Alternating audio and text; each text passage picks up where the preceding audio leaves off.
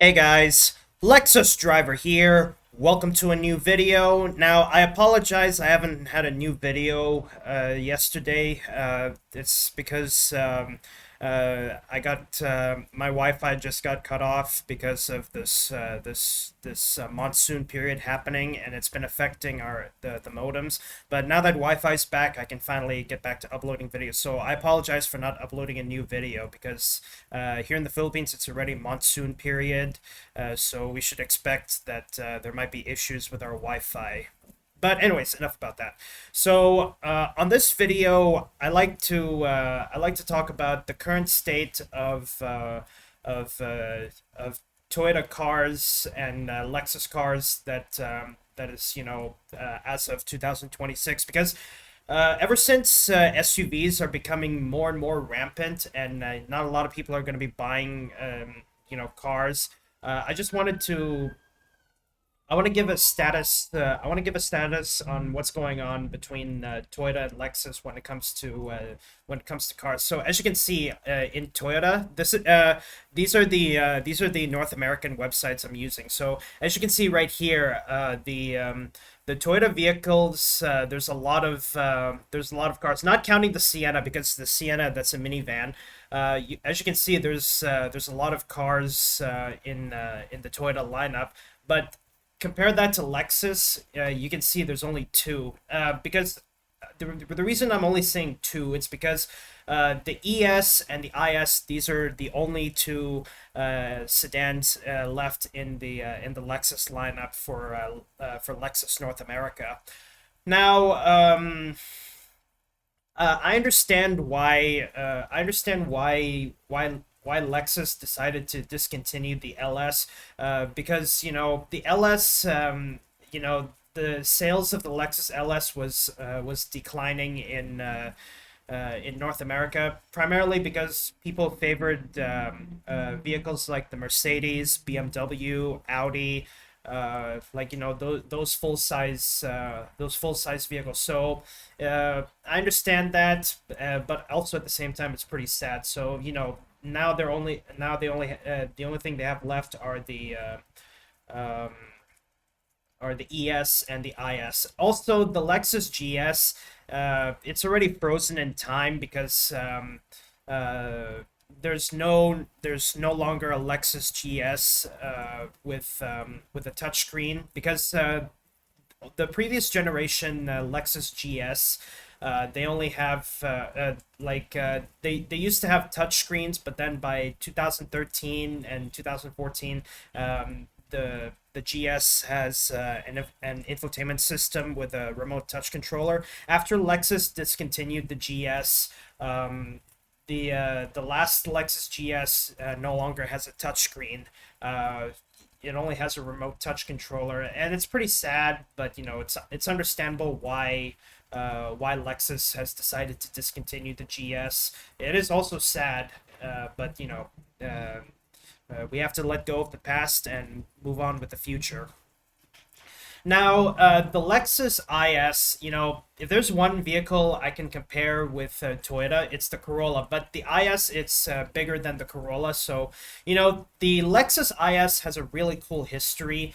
This vehicle back then, when this vehicle was introduced, it gave you two options on how would you like the Lexus IS. So it feels like it feels like this is Lexus's Toyota Corolla. So the Lexus IS, you were given two options on how would you like the Lexus IS. You can have it as a sedan. You can have it as a hatchback. I really hope if the IS gets even more popular, the facelift Lexus IS. I hope that sales are gonna go. I hope that the sales are going pretty good, but I really hope that the Lexus IS gets a brand new look, and I hope that the IS can come back with various options that any Lexus owner would ever dreamed of. Ever since the because I'm pretty sure first time Lexus owners have driven the IS, especially the first generation. So I really hope that if Lexus shows so much love with the Lexus IS, I really hope that the Lexus IS can come with can expand its lineup. It can reintroduce the Lexus IS hatchback. Heck, even maybe they might make a Lexus IS crossover, because I feel like this vehicle, the Lexus IS, I can compare this to the Corolla. Now, the Lexus ES, not much to say, but given that this is going to be a brand new flagship in the Lexus lineup, because a lot of countries are also discontinuing the LS. Not just the United States, also Canada, Mexico, also Europe. They've already discontinued that vehicle. So the Lexus ES will be uh, the Lexus ES will be the flagship sedan. Now, the Lexus ES, if there's one vehicle I can compare to the ES, it's the Camry. Now, uh, the Lexus ES, that's already hitting the markets. It only comes. You can only get the electric model. The hybrid model will be available in late summer, as you can as it's stated right here. It will be available late summer, so nothing to worry about. Just be prepared for the upcoming.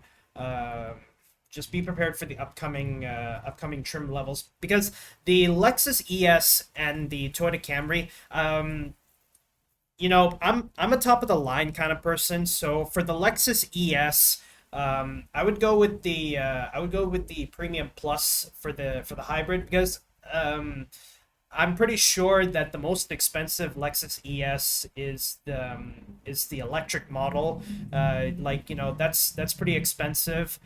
For the hybrid, it's not that expensive, even if you go to the highest trim level. If you go with the ES Hybrid Premium Plus, I would say it is expensive, but nowhere near as expensive as the as the electric model, because I'm pretty sure the electric model, it's pretty expensive if you go for the highest trim level. So the hybrid all electric doesn't make much of a difference. But the ES hybrid, I know that the ES, they no longer have the F Sport model, but I'm pretty sure, as the ES continues, there's a good chance Lexus might reintroduce F Sport, or they might have the ES be heavily focused on luxury and premium. So if me, I grew up with the Toyota Camry, so I'm pretty sure the ES is a vehicle I would totally be driving, as a great throwback to the vehicle I grew up with as a kid. Now, anyways, enough about that. Now, for the comparison, as you can see between the Toyota and the Lexus website, the sedan lineup is pretty much shrunk down, but I still have hope that Lexus will still continue, because the Lexus LS and GS, sales were declining. That eventually, Lexus decided to discontinue those vehicles. So the ES and the IS, these vehicles are best selling. So Lexus, people shouldn't worry that Lexus discontinuing all of their sedan models, because the ES and the IS, these are like the best selling sedan models. So they're still here with us. Now, anyways, for the Toyota, as you can see, the Corolla hatchback, I really hope that I really like it when there's the Corolla and the Corolla hatchback, because you have two options on how would you like the Corolla. You can have it as a sedan, or you can have it as a hatchback. This is perfect for budget friendly drivers. Similar to the IS, it's also budget friendly. Prius plug-in hybrid. Unfortunately, here in the Philippines, we don't have the Prius, because the Prius is not so popular. You know, I would really love it when the Prius, is in the Philippine streets, because this is a hybrid. This is the first mass-produced hybrid in auto history. So it's a travesty that the Prius is not in the Philippines. I understand the market. I understand the marketplace about why there's no Prius in the Philippines, but it would have been pretty cool if the Prius was in the Philippine market. Okay, so here we go. The Corolla, you can have the option for a gasoline or you can have it as a hybrid. But um, for the Corolla, like the IS, I really hope that the Lexus IS can get a hybrid. It's likely, but I hope it's likely. There's also some talk that the IS would be getting a pure electric, would it be a battery electric vehicle, but I really hope that the IS gets a fresh new look. Anyways, enough about that. And now the Camry, the Camry only comes as a hybrid. So regardless of what trim level you get, you only get the Camry as a hybrid. So the Camry and the ES, you can only get these vehicles as a hybrid. So I do appreciate that. So I do love, now that the Camry and the ES, you can only get them as a hybrid.